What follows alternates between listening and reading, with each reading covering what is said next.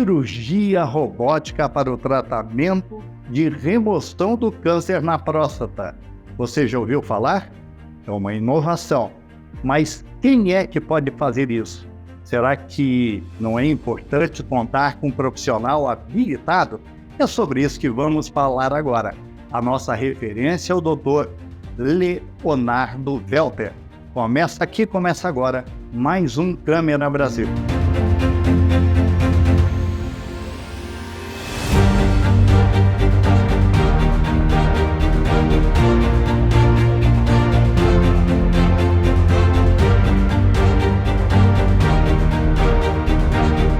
Olá, doutor, tudo bem? Tudo bom. Doutor, como a cirurgia robótica pode ajudar no tratamento do câncer da próstata? Hoje, a cirurgia robótica é a cirurgia mais feita no mundo, é a cirurgia de próstata, tratamento do câncer de próstata através de cirurgia robótica. Por quê? É uma cirurgia que permite a remoção da glândula com o câncer de próstata, mas ao mesmo tempo nos ajuda o cirurgião a preservar a potência masculina, que é uma preocupação muito grande, e a continência da urina. E quais são os principais benefícios dessa técnica em relação às outras? Antigamente, na cirurgia tradicional, se fazia um corte, mais ou menos da linha do umbigo até o pube, e era retirada a próstata juntamente com o tumor. Porém, o nível de preservação dos tecidos, dos nervos da próstata não eram tão precisos. Hoje, com a cirurgia robótica, eu tenho um aumento de aproximadamente 15 vezes e pinças delicadas, onde eu consigo separar exatamente o local do nervo da próstata. E juntamente com isso, eu consigo fazer a preservação da continência da urina do homem. Não é 100%, né? Nenhuma cirurgia a gente fala que é 100%, mas a cirurgia robótica veio para auxiliar muito no nível de preservação das funções masculinas. Doutor Leonardo, quanto tempo é necessário para a recuperação de um paciente após uma cirurgia como essa? Geralmente a gente consegue com que o paciente que é submetido a uma cirurgia robótica de próstata receba alta hospitalar em 18 a 24 horas após o procedimento. Então muitas vezes ele não chega a ficar nem um dia todo no hospital. Já em termos de recuperação total, para voltar aos trabalhos e tudo mais, pacientes que têm um trabalho mais burocrático, trabalhos mais leves, podem ter a recuperação em até uma semana já voltar ao trabalho. Existem riscos ou complicações associadas à cirurgia robótica? Como todo procedimento, existem os riscos. Os principais problemas que podem ocorrer, como qualquer cirurgia, são riscos de infecção, sangramento e necessidade de uma UTI, por exemplo. Com a cirurgia robótica, isso é muito minimizado. Praticamente a transfusão de sangue é quase zero, muito próximo a zero, e a ida de uma UTI, infecções, tem caído bastante também por ser uma cirurgia minimamente invasiva. Doutor, essa cirurgia robótica é uma boa opção, uma opção viável para todos os pacientes com câncer de próstata? Com certeza, aqueles pacientes que apresentam um status de performance, ou seja, que têm condições de ser submetido a uma cirurgia, com certeza a cirurgia robótica ela é uma opção para todos esses pacientes. Porém, os pacientes que não têm uma saúde muito boa, ou seja, aqueles pacientes muito idosos ou que têm uma doença muito grave, geralmente esses pacientes eles vão precisar de um outro método de tratamento, como a radioterapia e não uma cirurgia. Mas os pacientes que têm a indicação de cirurgia, com certeza a cirurgia robótica é indicada para esses pacientes. E qual é a diferença entre a cirurgia robótica e a cirurgia tradicional para esse tipo de tratamento? Eu diria que a principal diferença está no nível de detalhamento. Enquanto a cirurgia robótica me amplia em 15 vezes o tamanho da minha visão, ela também me dá uma visão tridimensional. Além disso, as pinças robóticas, como essa daqui, elas permitem todos os níveis de articulação da minha mão, né? E isso permite com que eu tenha muita habilidade. Eu digo que a cirurgia robótica é como se eu encolhesse e pudesse estar dentro do paciente para operá-lo. Então, o nível de detalhamento de cirurgia, separação dos nervos, preservação da continência de urina, preservação da ereção, tudo isso é feito de uma forma muito mais visível e muito mais palpável do que antigamente a cirurgia aberta, onde apenas o cirurgião que operava conseguia enxergar e muito pouco ainda a região da próstata. E como os médicos decidem se um paciente é ou não candidato adequado para esse tipo de cirurgia? É feita geralmente uma avaliação pré-operatória e vai depender do nível que o câncer se apresenta. Cânceres muito avançados, às vezes eles não são o melhor para cirurgia, sim para uma rádio ou quimioterapia. Então toda avaliação passa pela saúde do paciente e o nível de agressividade e de quanto acomete esse tumor. Essa cirurgia robótica, ela é coberta pelos planos de saúde ou não? Parcialmente. Alguns planos, dependendo dos planos, alguns planos, quando eu trabalhava em São Paulo, alguns planos cobriam totalmente a cirurgia robótica. Hoje, parcialmente, todos os planos cobrem a internação, uma internação hospitalar, porém, o aluguel das pinças robóticas e muitas vezes os honorários médicos não são cobertos pelo convênio. Então, esse custo ele pode ocorrer de forma variável. Existe alguma evidência científica que comprove a eficácia da cirurgia? Como é uma cirurgia nova, demorou a se sair, a ter trabalhos que demonstravam realmente a superioridade da cirurgia robótica. Porém, hoje a gente já tem uma série de trabalhos que demonstram o que é uma cirurgia. Além de segura, uma cirurgia que também promove a cura e respeita mais as funções masculinas. E isso já está disponível, inclusive, nos nossos guidelines. Guideline europeu e americano, que nós urologistas seguimos, já apresentam esses trabalhos que mostram essa superioridade da cirurgia robótica. Doutor, para o senhor, qual é a importância da primeira consulta? A principal importância é ter o olho no olho do cirurgião e desenvolver a confiança entre o médico e o paciente. O robô ele não opera sozinho, ele depende de um cirurgião. E apesar da gente estar falando de uma tecnologia, de uma máquina, nada substitui a relação do médico com o paciente. Isso é muito importante para que a gente faça uma avaliação, veja pequenos detalhes que vão influenciar na hora da cirurgia, então essa primeira consulta é super importante. Qual é o profissional da área médica indicada para esse procedimento?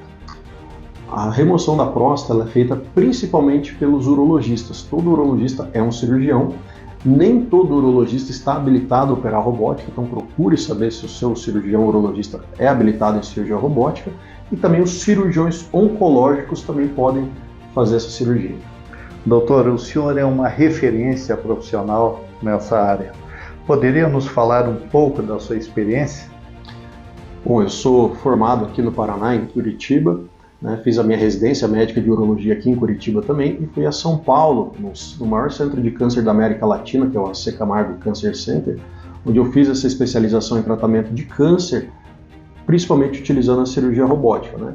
Na época ainda não existia em Curitiba a cirurgia robótica, então eu fiquei em torno de 7 anos em São Paulo, até que eu recebi o convite para retornar a Curitiba e poder hoje oferecer esse tratamento que a gente tem em nível mundial, um nível de tratamento mundial, utilizando os mesmos robôs que tem nos Estados Unidos, Europa, né, e com uma experiência que eu adquiri no exterior também, trazendo esse procedimento hoje para Curitiba. E qual é o significado dessa miniatura, desse robozinho para o senhor? Esse daqui é um robozinho, uma miniatura que eu ganhei da fabricante do robô, o meu xará Da Vinci, né? Ele é o nome do robô, chama-se Da Vinci. E essa foi uma comemoração da instalação de 100 plataformas robóticas no Brasil, que temos hoje 100 plataformas no Brasil, esse número já está aumentando. E por ser um cirurgião precursor da cirurgia robótica e um cirurgião de grande volume, eles me presentearam com uma lembrança dessa daqui. Voltando a falar da cirurgia, como é o pré e o pós-operatório? O pré-operatório não exige nada de especial. Simplesmente o paciente ele tem ali que fazer o jejum para a cirurgia dele. Claro, alguns medicamentos precisam ser suspensos, no caso de anticoagulantes, mas não existe nada em especial. O uso de laxantes, supositórios, nada disso. O pré-operatório é um pré-operatório normal. O pós-operatório, o paciente já levanta da cama no mesmo dia, já toma banho sozinho, já se alimenta com uma dieta normal logo no dia em que foi operado. E ao longo dos dias ele só tem que evitar de se esforçar muito e tudo mais, né? E não tem nenhuma outra recomendação, nenhuma outra restrição além desse esforço excessivo. E quando ele volta à normalidade? Geralmente a gente usa um catéter urinário durante 7 dias, que ele vai moldar a nossa costura. Quando a próstata é retirada, a gente costura a bexiga diretamente na próstata, diretamente na uretra, desculpa. Então, Esse catéter fica por 7 dias. Após os 7 dias eu retiro esse catéter no consultório e ele volta à normalidade. Pode dirigir, pode voltar ao trabalho sem nenhum problema. Onde o doutor opera? Meu principal local de atuação é no Hospital Marcelino Champagnat de Curitiba, que é um hospital de referência em cirurgia robótica. Para saber mais, o que devo fazer? Pode entrar em contato através das nossas redes sociais, tem bastante informação no nosso site também, ou agendar uma consulta para que a gente possa explicar melhor sobre o procedimento. Doutor, quero agradecer a sua participação e destinar o tempo necessário para as suas considerações finais. Muito obrigado, gostaria de agradecer pelo espaço, pela oportunidade. E o recado que eu sempre gosto de deixar é esse: o cirurgião, apesar de ser a tecnologia da cirurgia robótica, quem opera é o cirurgião. Então a cirurgia robótica depende da capacitação do seu cirurgião. Procure saber se o seu cirurgião ele é certificado, se ele tem experiência, procure saber sobre o currículo do seu cirurgião. E é importante que tenha a confiança suficiente para que você vai ser submetido a uma cirurgia, né? Você vai estar na mão do cirurgião. É importante que nessa consulta aconteça esse vínculo para que tudo corra bem no decorrer de todo o perioperatório. Obrigado mais uma vez. Obrigado.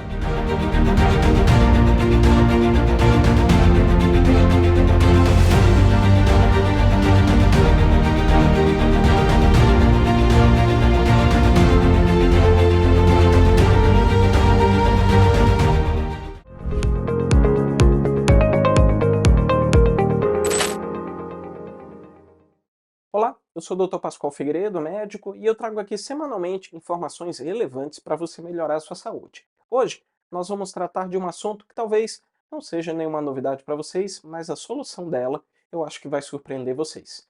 Não é novidade que a gente sabe que o açúcar em excesso faz mal.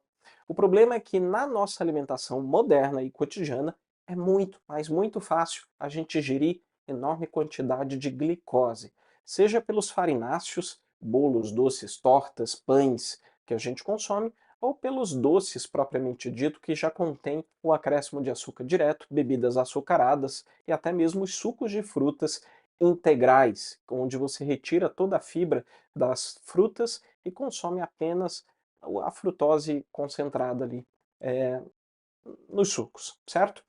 Basicamente, excesso de glicose na corrente sanguínea vai trazer um aumento de estresse oxidativo.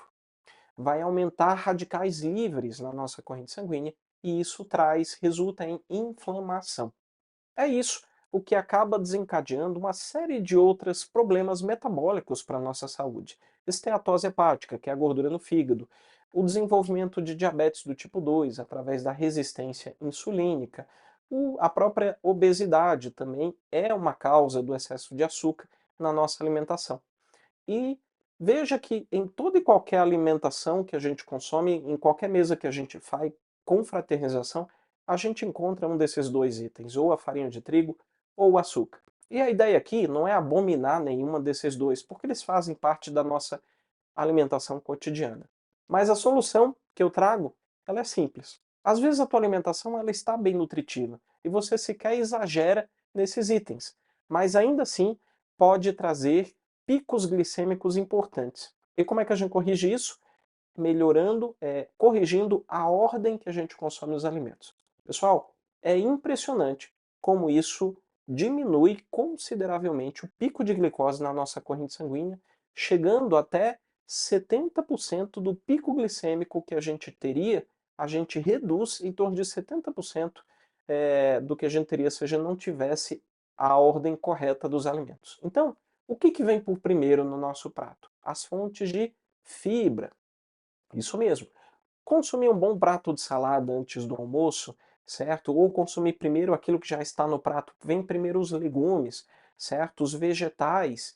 Isso vai trazer, sim, de fato, as fontes de fibra vão trazer um mecanismo de proteção. Vão formar uma barreira para diminuir ou lentificar a absorção de glicose. Ainda acaba inibindo mais a ação da enzima que quebra o açúcar para ser absorvido lá no intestino. Segundo, né, o que a gente vai consumir no nosso prato, vem as proteínas e gorduras, né, que usualmente são preparadas juntas. Né? Então as fontes de proteína, elas devem vir por segundo e a fonte de gordura por terceiro ou juntos ali, porque usualmente é preparado junto. E por último, é que a gente vai consumir o carboidrato, a fonte de carboidrato. Quer ver um exemplo? Se você tem no prato ali brócolis, ovo ou outra fonte de proteína vegetal para quem é vegetariano, um tofu, por exemplo, né? E você tem carboidratos como arroz e batata, certo? Se você consumir tudo junto, você vai ter um pico glicêmico alto, certo? Se você consumir primeiro o brócolis, depois o ovo ou o tofu, junto, que provavelmente ele vai ser preparado com alguma fonte de gordura ali. E por último, você deixa as fontes de glicose, o carboidrato, como o arroz ou a batata que tiver ali, você certamente vai diminuir o pico glicêmico pelo menos metade do que você teria. Isso equivale exatamente ao efeito que uma das medicações mais usadas para o diabetes acaba fazendo, que é a metformina. Ela diminui cerca desse percentual de pico glicêmico quando a gente vai consumir e vai fazer uso dessa medicação. Então, diminuir os picos glicêmicos ao longo das refeições, isso diminui o nosso processo inflamatório e isso vai fazer a gente ter um estado de saúde muito melhor. Gostou da dica? Então, não esquece, toda semana eu estou por aqui trazendo informações. Se quiser, me siga aí nas redes sociais também. Te vejo na próxima semana. Tchau.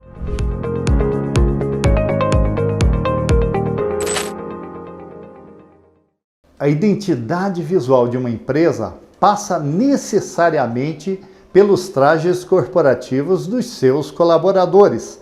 É sobre isso que vamos falar agora. A nossa grande referência é a Santé Brand.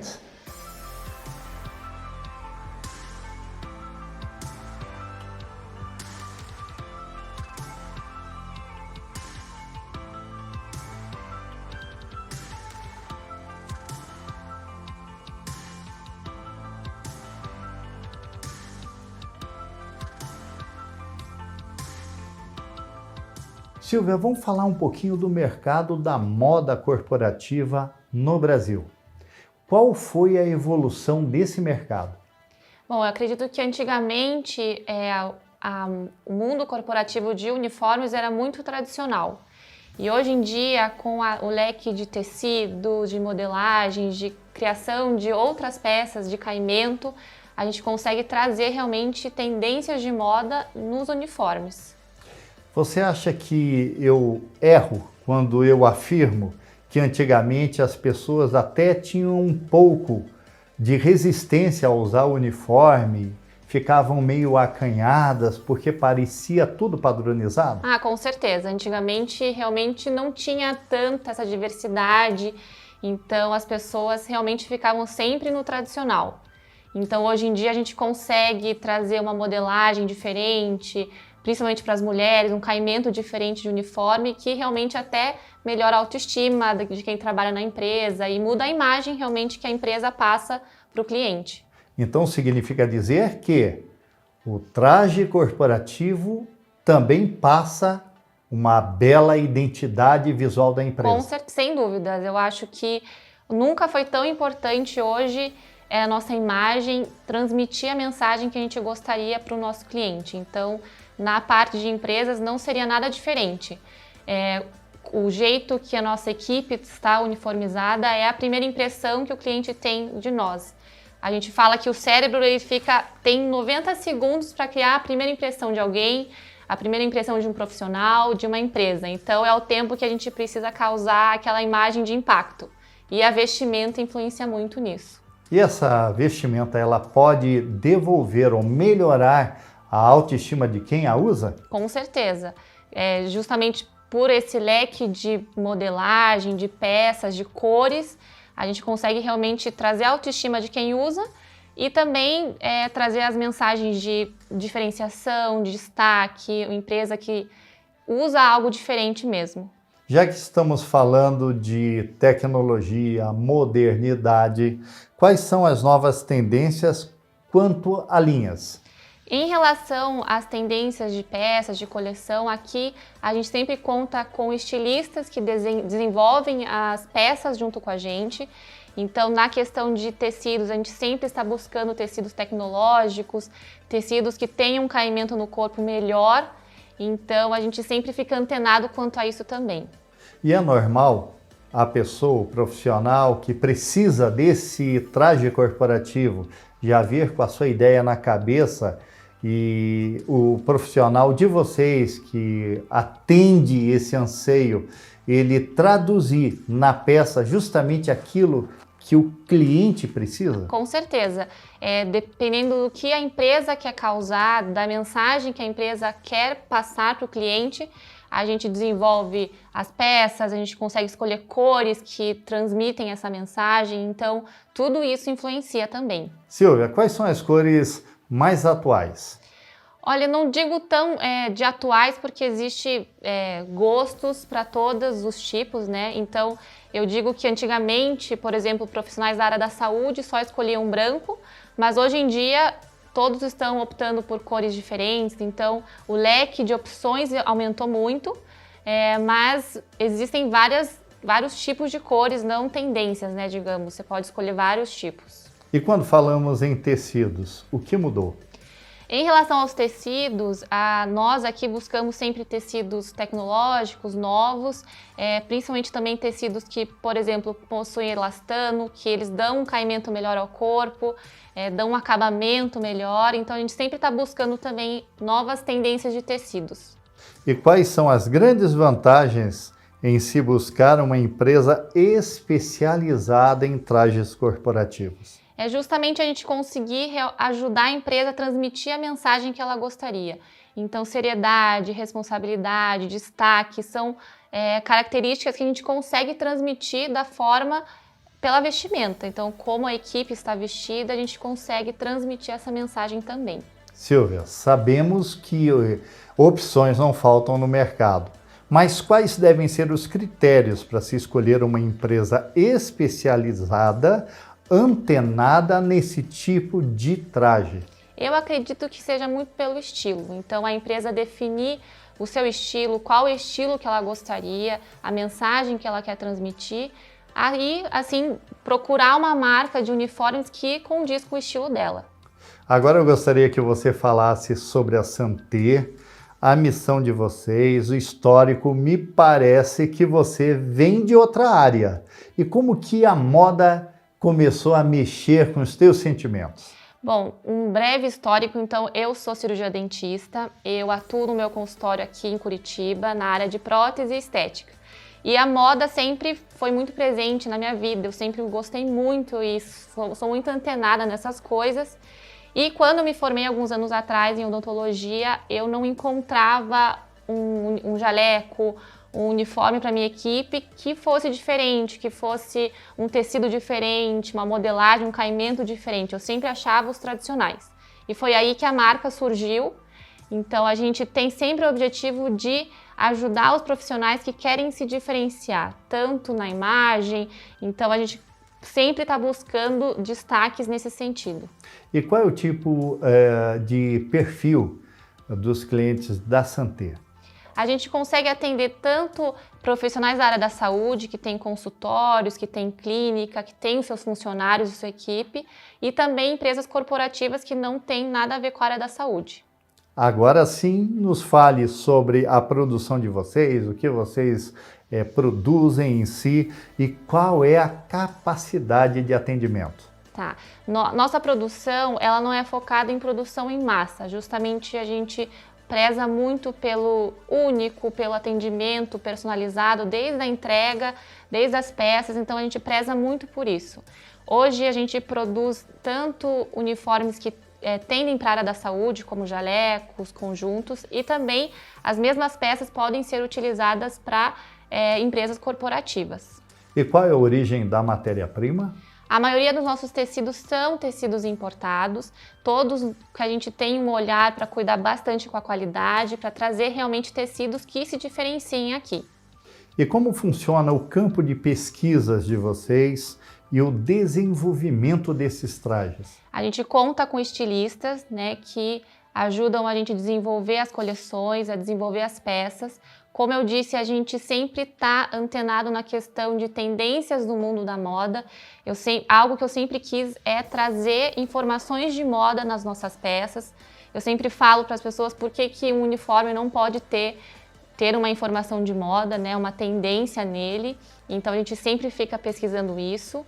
E assim que as peças pilotos, que são as primeiras peças, são desenvolvidas, Silvia, eu testo elas no consultório para testar realmente o conforto e a praticidade. E aí a gente prossegue na questão de produção e desenvolvimento. Silvia, 5 anos de mercado. O que você pode nos dizer dessa afirmação conceitual de que você já se tornar uma referência na área? Eu acredito que hoje a nossa imagem nunca foi tão importante para a gente transmitir para o nosso cliente final, para o nosso paciente ou para qualquer outra pessoa a nossa mensagem. Então, na questão de imagem, o que a gente veste influencia muito. Então, na primeira impressão, a empresa causar uma boa primeira impressão no cliente. Então, o que a gente veste, como eu sempre falo, influencia muito. E onde a empresa está localizada? Qual é a melhor forma de contato? Nosso showroom ele é localizado aqui no Batel, em Curitiba. Nós estamos nas redes sociais, no Instagram e no nosso site também. E nós temos também uma representante na República Dominicana. Gostaria de agradecer a sua participação e destinar a você o tempo necessário para as suas considerações finais. Eu agradeço, foi um prazer recebê-los aqui. E mostrar um pouquinho do nosso trabalho. Realmente o mundo de uniformes ele mudou bastante, tem mudado e as pessoas elas estão olhando para isso de outra forma. Então agora para você uniformizar a sua equipe, você pensa mais nos detalhes, nas cores, se conversa com a sua logo, com a sua marca, que coisas que antigamente a gente não prestava tanta atenção. E hoje você entrar numa empresa, num local que você vê que todos estão uniformizados com peças diferentes, eu acho que como cliente faz toda a diferença.